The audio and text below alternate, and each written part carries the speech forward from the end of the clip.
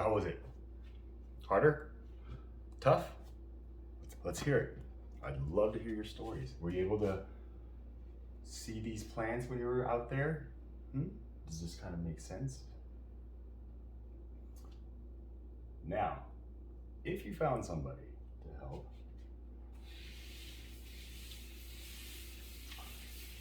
how did you help them? What was your state of mind when you chose this person? Okay?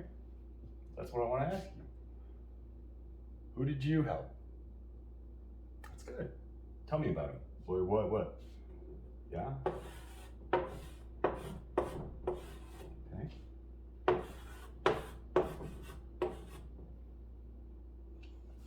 Good. Now, again, I hope you had those reasons that led you to this.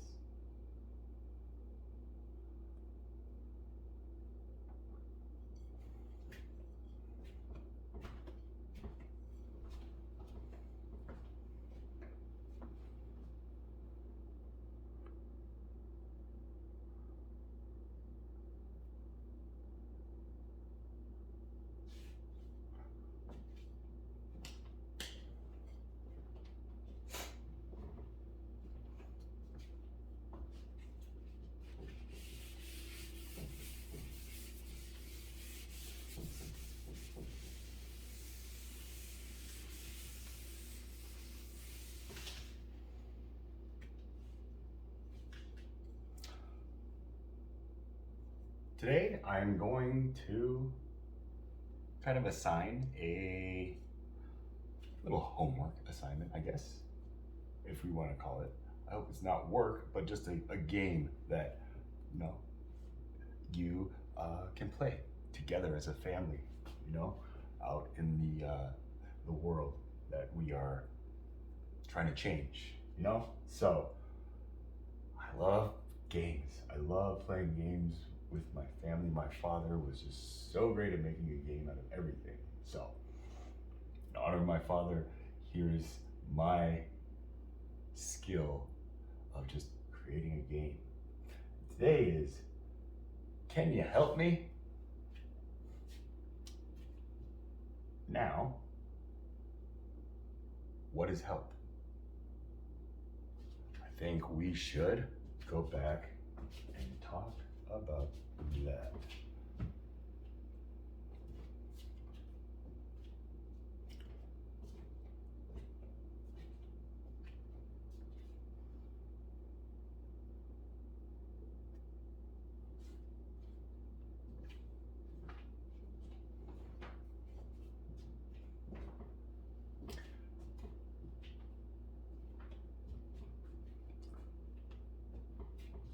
So now that we know that,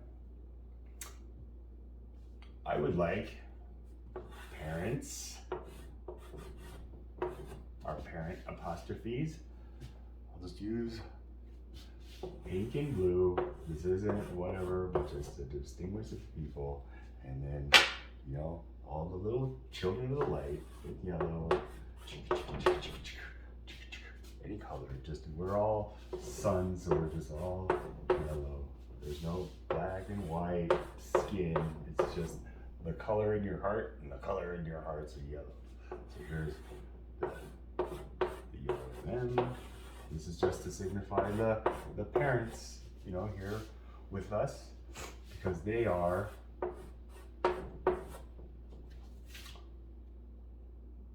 your creators, okay? Like, the 10 Commandments still stand in this army. You should not have any gods before.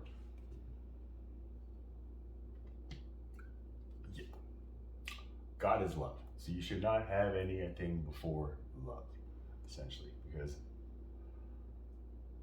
the only thing that opposes love is fear. Okay? So there's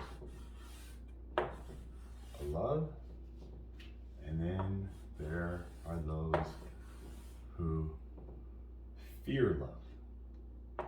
And we'll just put that as like a broken heart, okay? A broken heart is hard to heal from. So there are those who are just still full-hearted, and there's those with a broken heart.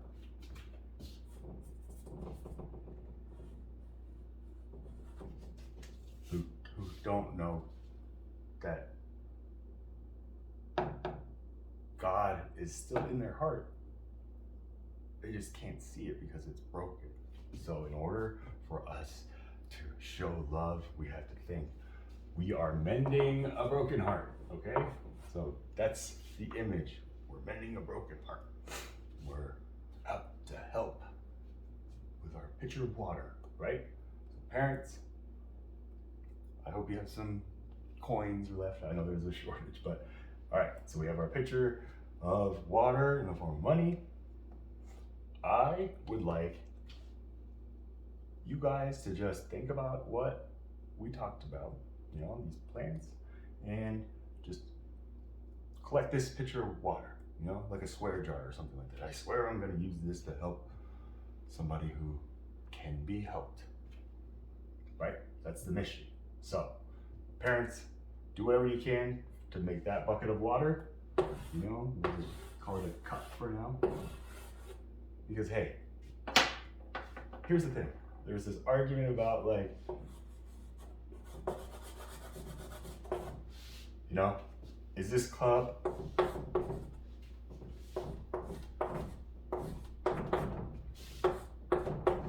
is it half full or is it half empty? That's what people are.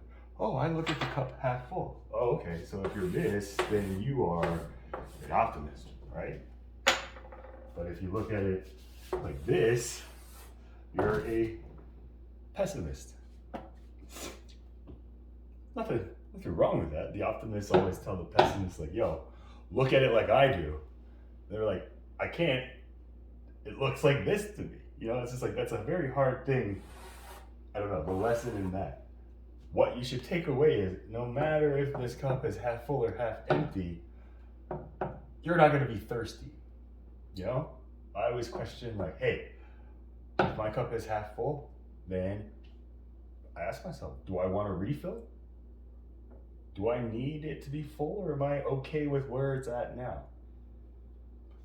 I always usually don't ask for a refill. It just gets filled. Whenever I meet people like you guys in person and, you know, like just through this, it's the love that I feel from you guys that fills my cup no matter whether I need it or not. And so for that, I always have my cup like full and just overflowing. And that's why I need to just not waste this water and just give you guys some of this water to share with other people who need water, because ultimately anybody who looks at a cup just half full or half empty and that's all they look at without being grateful for the fact that they have the cup of water and won't be thirsty until, you know, like,